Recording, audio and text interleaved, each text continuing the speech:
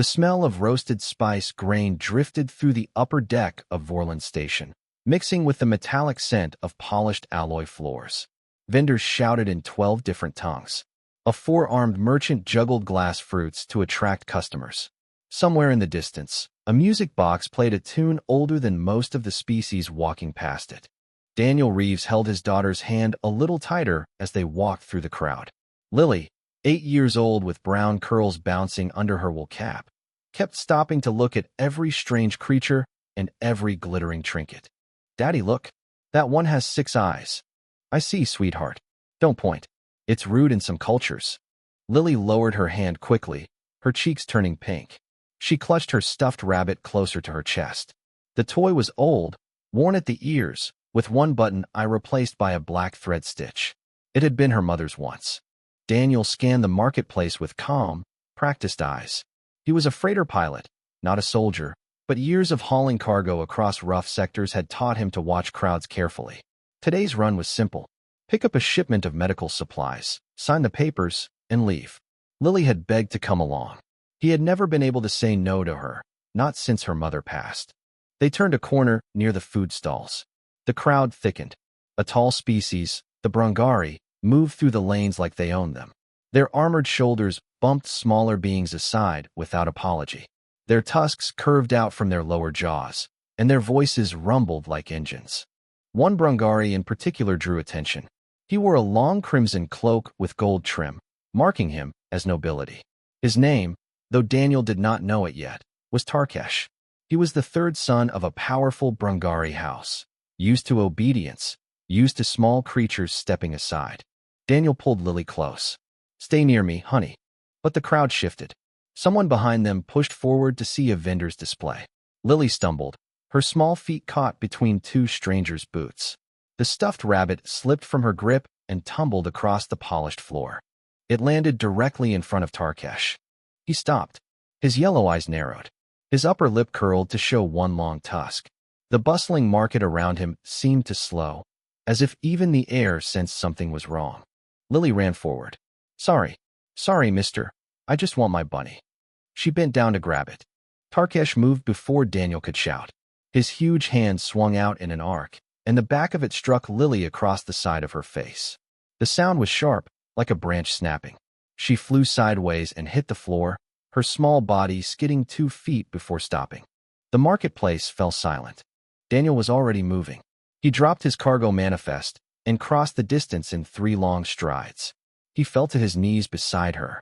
Lily, look at me, baby." Blood ran from a cut on her cheek, where Tarkesh's heavy ring had torn the skin.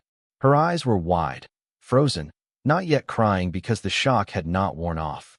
Her stuffed rabbit lay near her hand. Daniel picked her up gently, cradling her head against his chest. Then she began to cry. A small, breathless cry, the kind that came from real pain. Tarkesh laughed.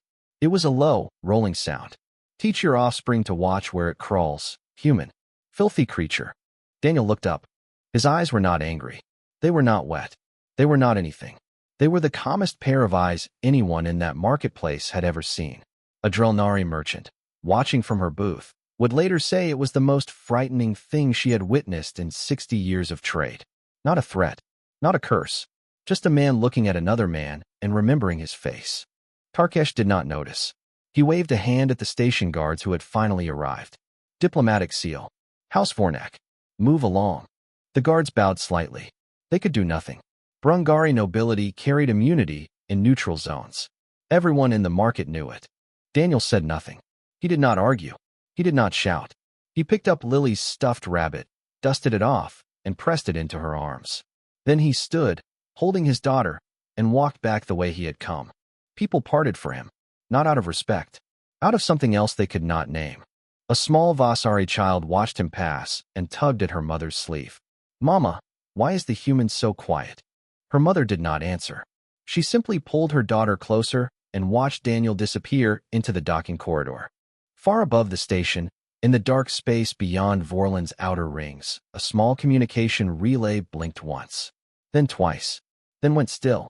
The signal it had just bounced was short, encrypted, and addressed to a code that had not been used in over a decade. It was a code only humans knew. On a dozen worlds, in a dozen quiet rooms, men and women looked up from their work. Some were generals. Some were engineers. Some were simply old soldiers tending gardens. They all received the same 3 words. He hit her. No one asked who. No one asked why. They simply stood, set down whatever they were holding, and began to walk toward the doors of their homes. Back on the freighter, Daniel sat in the medical bay holding a soft cloth to Lily's cheek. She had stopped crying. She watched her father with quiet, trusting eyes. "Daddy, are you mad?" He kissed her forehead. "No, baby. I'm not mad." He was something far worse. And so was every human who had heard the message. The galaxy did not know it yet, but the storm had already begun. 3 days after the incident, a Drelnari scholar named Veshra sat in her observation tower above the Galactic Council's main library. She was reading a stack of trade reports when her assistant burst in without knocking, holding a data pad with shaking hands. "Madam, the humans. They are pulling out. All of them." Veshra set down her tea. She was old, her silver-blue skin lined with the faint cracks of age, but her mind was still sharp as broken crystal. She took the pad and read it twice. Every human ambassador on every neutral station had filed for withdrawal in the last 70 hours. Every human trade vessel had begun rerouting away from Brungari territory. 3 human-run repair stations had closed without notice, leaving long lines of confused alien customers waiting at locked doors. "They are not protesting," Veshra said softly. "No, madam." "They are not threatening." "No, madam." She closed her eyes. "Then it is worse than I feared."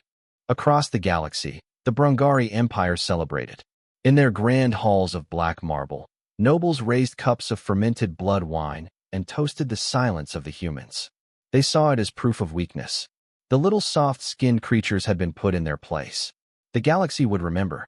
Tarkesh himself returned home to a hero's welcome. His father, Lord Vornak, clapped him on the shoulder before the gathered house. "You have shown them what we are. Let the lesser races learn their place." Tarkesh smiled, his tusks gleaming. He never thought of the human child again. She was nothing.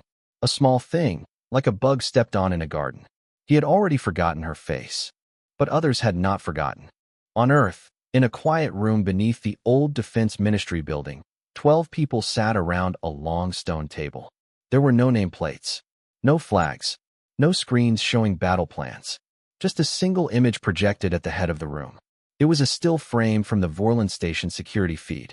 A small girl on the floor, a man kneeling beside her, a Brungari laughing in the background.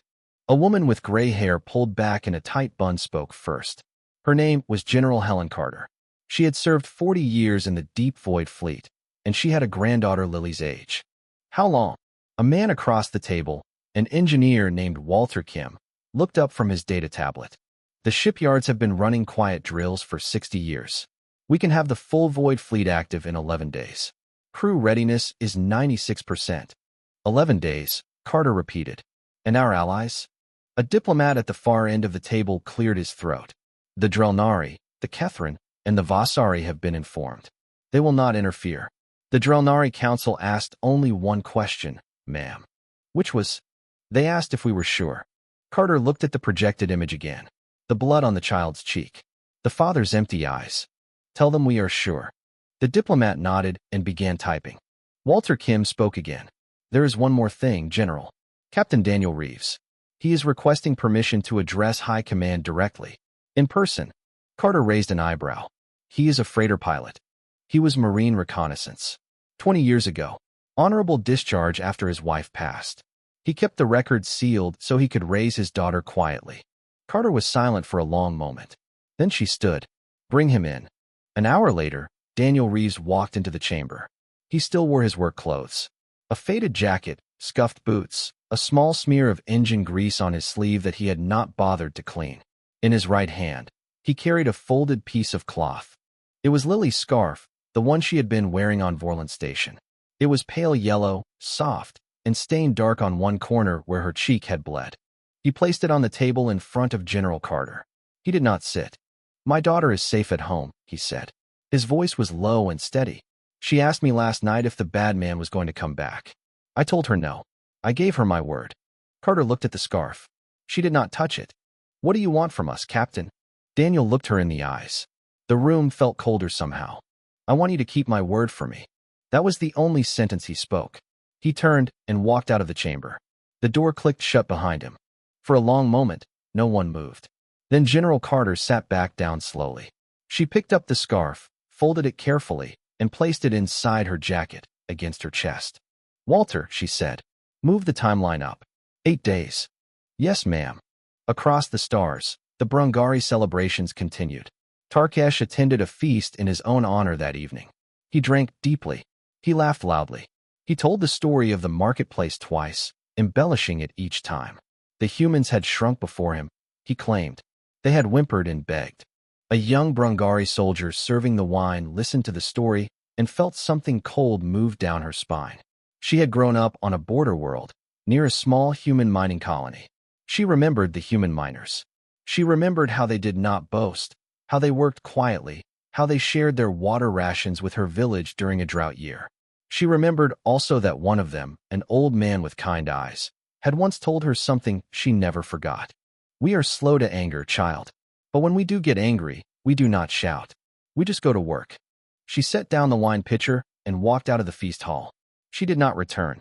In the deep void beyond Earth, beyond the asteroid belts and the dark nebulae, ancient docking clamps began to release. Lights that had been dim for decades flickered back to life. Engines that had only ever hummed in test runs began to roar. The galaxy thought humans were silent. The galaxy was wrong. They were just getting ready. The first sign that something had changed came from a small Kethran trade scout flying past the Helix Nebula. The pilot, a young female named IRI, was running a routine spice route between her homeworld and the outer trading posts. She had flown this path 100 times. There had never been anything to see but dust clouds and old rocks. Today there was something else. Her sensors lit up like a festival sky. Hundreds of contacts. Massive ones. They were not moving. They were not broadcasting. They simply hung in the dark like sleeping giants finally opening their eyes. She zoomed in. Her breath caught in her throat. Human warships. Real ones. Not the small patrol cruisers everyone had seen. These were enormous, blade-shaped, with hulls so dark they swallowed light. There were rows of them, lined up in perfect formation. As she watched, more were emerging from inside hollowed asteroids, the rocks splitting open like flower petals to release the ships hidden within. IRI turned her scout around without sending a single transmission. She flew home faster than she had ever flown. She did not stop to refuel. She did not stop to eat. When she finally landed at the Kethran capital, she ran straight to her elders, breathless and pale. "They were ready," she gasped. "They have been ready for years. The humans, they have been building all this time." The Kethran elders nodded slowly. They had received the message from Earth 2 days earlier. "Stay out of the way." Now they understood why. Word spread through the quiet channels of the galaxy. Species who had ignored humanity for decades suddenly began pulling old reports from their archives. They read the human history they had once dismissed as primitive nonsense. They studied wars no other species had bothered to learn about. They saw, perhaps for the first time, what they had missed. Humans had spent 2 world wars and 100 smaller ones learning how to kill efficiently. They had spent the last 60 years in space pretending to be peaceful merchants and farmers. All the while, in quiet shipyards behind dark moons, they had been building. The Brungari Empire received the same reports. They laughed. "Toy ships," sneered Lord Vornak, Tarkesh's father, when his military advisor showed him the scout images. "Painted hulls and empty threats. The humans cannot match a single Brungari battle line." His advisor, an older soldier named Brogath, did not laugh. He had fought in 3 frontier wars. He had seen humans fight up close once, during a small skirmish over a contested moon. He still remembered the cold, professional way they had moved. "My lord, perhaps a measured response would be wise. A diplomatic gesture. An apology, even a small one." Lord Vornak struck him across the face for the suggestion. "We do not apologize to soft skins." Brogath bowed his head and said nothing more. But that night, he sent his wife and children to a distant family estate far from the capital. He did not tell them why. A small Brungari patrol fleet was dispatched the next morning. 10 ships, sent to a human colony world called New Hope, a farming planet of 3 million settlers. Their orders were simple. Frighten the humans. Burn a few crops. Remind them of their place. The patrol fleet entered the New Hope system at dawn. The lead captain, a young noble eager to make his name, ordered weapons hot. He smiled as the green and blue planet grew larger in his viewport. He did not see the human ships. He did not see them because there were no human ships visible. Only the planet, peaceful and quiet, with its little farming towns and its weather satellites and its single small defense station, which the Brungari had already marked as a primary target. Fire on the station, the captain ordered. Then his ship simply ceased to exist. There was no warning, no alarm, no incoming missile signal on any of his sensors. One moment his bridge was full of officers preparing to fire. The next moment, the ship was a cloud of expanding metal vapor. The other 9 Brungari ships scrambled. Their captains shouted orders. Their gunners spun in panic, searching for targets. They found nothing. Then, one by one, they too were gone. It took less than 90 seconds. When the dust settled, only a single Brungari escape pod drifted in the empty space where the patrol fleet had been. Inside it, a young communications officer named Vesh sat shaking, her hands gripping the armrests so hard her knuckles ached. She heard a calm human voice come through her pod speaker. It was a woman's voice, patient, even kind. "Officer Vesh, you are not harmed. We are sending you home. We want you to deliver a message." Vesh's voice trembled. "What message?" There was a pause. Then the woman said, "Tell them we have been awake for 3 days. Tell them we have not even started yet." The pod's engines fired automatically. It was launched on a long, slow course back toward Brungari space. Back on Earth, in a quiet command center, General Helen Carter watched the readout from New Hope's defense grid. No human casualties. No damage to the colony. 10 Brungari warships eliminated by a single coordinated strike from cloaked human destroyers waiting in the system's outer asteroid field. "Phase 1 complete, ma'am," said the officer beside her. "Phase 2, she said. "Send 1 ship. To the edge of Brungari space. No backup. No shields raised. Just 1 destroyer, sitting there. Let them see it." "Ma'am, that is incredibly dangerous. The Brungari will send their entire fleet." Carter's eyes were calm. "Yes, they will." She turned away from the display. "That is the point." Far away, in the silent dark beyond the outer human colonies, a single human destroyer slipped into Brungari space. It cut its engines. It killed its broadcast signals. It simply sat there, alone, waiting. A small bait. A patient one. The galaxy held its breath. The Brungari battle commander's name was Admiral Corrin, and he had not lost a fleet engagement in 30 years. He stood on the command deck of his flagship, the Iron Tusk, and stared at the lone human destroyer floating on his view screen. He was almost insulted. "1 ship," he growled. "They send 1 ship to challenge an empire?" His weapons officer hesitated. "Admiral, our scouts confirm only the single vessel. No support, no cloaked signatures, no fleet movements within 12 light minutes." Corrin bared his tusks in a wide grin. "Then we will make this short. 12 cruisers, full battle line. Surround the human destroyer. I want it taken intact if possible. Its commander I will keep as a personal trophy." The Brungari fleet moved out. 12 heavy cruisers, each 4 times larger than the human ship, slid into formation. Their hulls were painted with blood-red battle marks. Their cannons charged for slaughter. Corrin watched on his display, smiling, as the formation closed in on the silent destroyer. The human ship did not move. It did not fire. It did not even raise its shields. It simply sat there, like a fly on a window, waiting. "Open a channel," Corrin ordered. "I want them to hear my voice when they die." The communications officer hesitated. "Admiral, they are already broadcasting." "What?" "On all frequencies. A single message, repeating." "Play it." A calm woman's voice filled the command deck. The same voice that had spoken to Officer Vesh days before. "You are surrounded. Disengage your weapons. Power down your engines. You have 30 seconds. Corrin laughed so hard he had to grab the side of his command chair. Surrounded? By what? A single ship of soft skins. He turned to his crew. "Fire. Reduce that thing to dust." The order never reached the gunners. The space around the Brungari fleet shimmered. The void itself seemed to ripple, like water disturbed by a stone. Then, in perfect unison, 350 human warships decloaked at point-blank range. They had been there the entire time. sitting in silent rings around the lone destroyer, waiting. Their cloaking technology was not new. It was simply better than anything the Brungari had been told humans possessed. Corrin's grin froze. His weapons officer cried out. His shield officer began frantically slapping controls. None of it mattered. The human fleet did not waste time on warnings. The 30 seconds had already passed. What followed was not a battle. It was a lesson. Human railguns spoke first. They did not flash or roar like Brungari plasma cannons.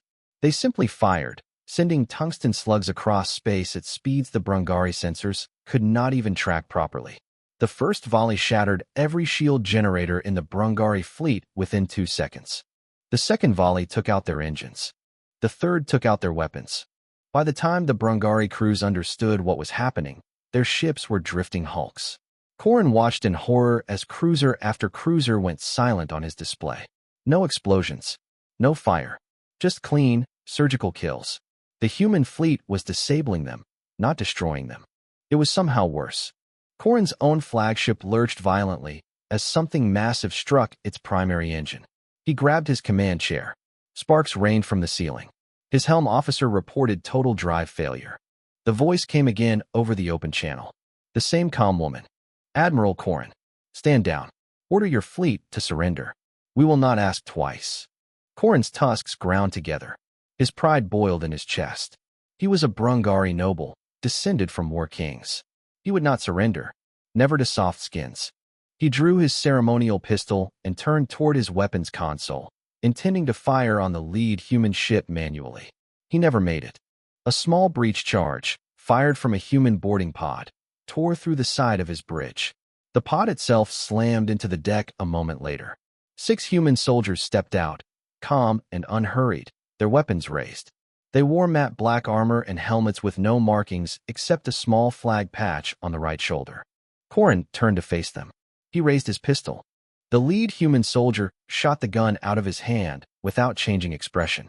The shot was so precise it took only the weapon, not the fingers holding it. Corrin staggered back, clutching his hand in shock. Admiral, the lead soldier said, voice muffled by his helmet. You are now a prisoner of the United Earth Forces. You will be treated according to Galactic War conventions. Please come quietly. Corrin looked at his bridge. His officers were already lowering their weapons, hands raised. The fight was over. It had lasted 19 minutes. He bared his tusks one last time, then dropped to his knees in defeat. Across the Brungari frontier, the same scene was repeating. Every warship sent to challenge the human advance was being captured intact, its crew taken prisoner, its hull marked and towed away. Not a single human ship had been lost. Not a single human soldier had been wounded. Hours later, the captured Brungari crews were assembled aboard a massive human carrier called the Resolute. They expected execution. They expected torture. They had been told all their lives that humans were savages who ate the eyes of their enemies. Instead, they were given water, medical care. Their wounded were treated alongside the human crews who had been hurt in boarding actions. They were fed. They were not insulted. Corrin was brought to a small observation room. Through a wide viewport, he could see his ruined fleet drifting in the dark, surrounded by the silent human armada. The door behind him opened. A man walked in. He wore a simple uniform with no medals, no rank insignia. He carried a small folded piece of cloth in his hand, pale yellow, stained on one corner. It was Daniel Reeves. Corrin stared at him. He did not know who this human was, but he knew, somehow, that he should be afraid. Daniel did not speak for a long moment. He simply stood there, holding the scarf, looking at the Brungari admiral. Then he raised it slowly so Corrin could see the dark stain.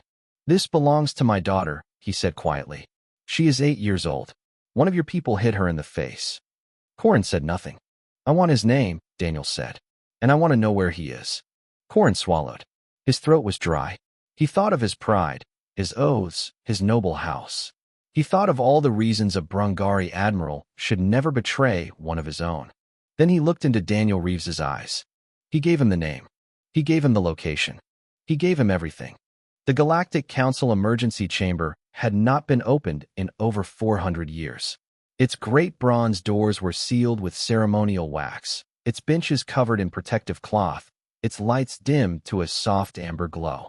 It was a place reserved only for events that threatened the entire galactic order. Today, for the first time in centuries, the wax was broken. Delegates from 63 species filed into the chamber, their faces pale, their voices low. Word had reached every corner of the galaxy. The Brungari frontier fleet had been captured. The human armada was already moving deeper into Brungari territory, sweeping aside every defense the Empire could throw at it. The Brungari ambassador stood at the central podium, his crimson cloak trembling slightly. He demanded that the council intervene. He called the human advance an act of war against galactic law. He claimed his empire was being assaulted without provocation. When he finished, the chamber was silent. Then, slowly, a single figure stood from the human delegation. She was not General Carter. She was a smaller woman, in her 50s, with short gray hair and tired eyes. Her name was Helen Carter's older sister, Margaret. She was a teacher by trade, recently appointed as humanity's lead diplomat for these proceedings. She was not chosen for her speeches. She was chosen because she had buried 2 children in her life, and the council needed to hear what that sounded like. She walked to the podium and looked out at the assembled species. Her voice was soft, but it carried. 3 weeks ago, a Brungari noble struck a human child. Her name is Lily. She is 8 years old. She likes drawing horses and eating berry jam on toast. She was holding a stuffed rabbit when she was hit. The blow split her cheek and knocked her to the floor. She paused. The Brungari Empire offered no apology. The galaxy offered no justice. So we came to find some ourselves. A Brungari delegate began to shout. Margaret raised one hand, and he fell silent. There was something in her face that even the angriest delegate could not interrupt. You are about to ask us to stop, she continued. You will tell us this is too far, that we are being unreasonable, that we should turn back and let the matter settle through diplomatic channels. She looked directly at the Brungari ambassador. We will not. We are not here to conquer your worlds. We are not here to take your wealth. We are coming for one man. We are coming for the noble who hit our child. You may give him to us, or you may stand in our way. Choose. She sat down. The chamber erupted. But as the delegates argued, the human fleet did not stop. It did not even slow. While diplomats shouted and bargained, the human armada arrived at the Brungari capital system. The Brungari Home Defense Fleet, the largest gathering of warships the Empire had ever assembled, met them in orbit. 2,000 Brungari warships against 350 human destroyers and 40 massive carriers. The battle lasted 4 hours. When it was over, the Brungari fleet was gone. Not destroyed, in most cases, but disabled, captured, or driven from the field. 40 Brungari ships had self-destructed rather than surrender. The rest sat dead in space, their crews waiting in silence for human boarding parties. The human fleet did not move toward the Brungari homeworld. It did not threaten its cities. It did not bombard its surface. It simply held position in orbit, an iron ring around the entire planet. Then, slowly, surgical strikes began. Every Brungari military installation, weapons depot, shipyard, and orbital fortress was systematically dismantled. Each strike was precise. Civilian areas were untouched. Hospitals, schools, farms, and homes were left completely alone. The Brungari watched from their cities as their war machine was carefully unmade, piece by piece, like a child taking apart a toy. Inside the Brungari capital, panic spread. Lord Vornak, Tarkesh's father, called for emergency reinforcements from his allies. None came. The Brungari had spent centuries bullying smaller species into submission, and now those species watched in cold silence as the bully finally met someone bigger. Tarkesh himself fled. He boarded a private cruiser disguised as a trade vessel and made for the Outer Rim. He believed he could hide on a distant world. He believed he could wait out the war. He believed his name and rank would protect him on the frontier. He was wrong about all three. His cruiser was intercepted 6 hours after launch. 3 small human strike craft caught his ship in deep space, far from any star system. They did not fire on it. They simply boarded. Tarkesh tried to fight. He had a ceremonial sword, a heavy energy pistol, and 12 personal guards. None of it mattered. The human boarding team moved through his ship like water through a broken dam. His guards were disarmed and bound within minutes. His sword was taken from his hand by a small soldier who looked young enough to be his son. He was dragged, bound and silent, to the human flagship. He was brought to the same observation room where Admiral Corrin had stood weeks earlier. Through the wide viewport, he could see the Brungari homeworld below, its great cities still glowing in the night side, its proud cathedrals untouched. He had expected to see ruins. He saw a planet that was being shown mercy he had never offered anyone. The door opened. Daniel Reeves walked in. He was alone. Tarkesh had grown brave again on the trip over. He sneered. "So, the soft-skinned father. You came yourself. How sentimental." Daniel said nothing. He walked to the viewport and looked out at the Brungari capital. "My daughter," he said quietly, "asked me last night if I was going to kill you." Tarkesh laughed. "And you came to do it?" "No." The Brungari noble's laughter died. "I told her," Daniel said, turning to face him, "that killing you would be too easy, that you would be remembered as a martyr, that your name would live forever in your house's stories. I told her that was not what justice looks like." He walked closer. Tarkesh found, to his own shock, that he could not meet the human's eyes. "You will not die," Daniel continued. "You will be handed to the Galactic Council. You will be tried publicly before every species in the galaxy. You will be stripped of your title, your wealth, and your name. You will live a long, ordinary life in a small cell, on a small world, where no one will remember you for anything except what you did to a little girl." He leaned closer. "And every time someone hears your name, they will think of her. Not you. Her." Tarkesh began to shake. Daniel turned and walked out without another word. The galaxy watched, and it understood, finally, what humans were. The trial of Tarkesh of House Vornak lasted 9 days. It was broadcast across every species network in the galaxy. Trillions of beings watched as the Brungari noble was led into the high court chamber on Vorland Station, the very place where his crime had occurred. He wore a plain gray prisoner's tunic. His ceremonial cloak had been burned. His tusks, once polished and proud, had not been groomed in weeks. The evidence was simple. Security footage from the station played on a massive screen for the entire galaxy to see. The image of an 8-year-old girl reaching for her stuffed rabbit. The blow, the fall, the blood on her cheek. The Brungari noble laughing as he walked away. The footage was played in full. No edits.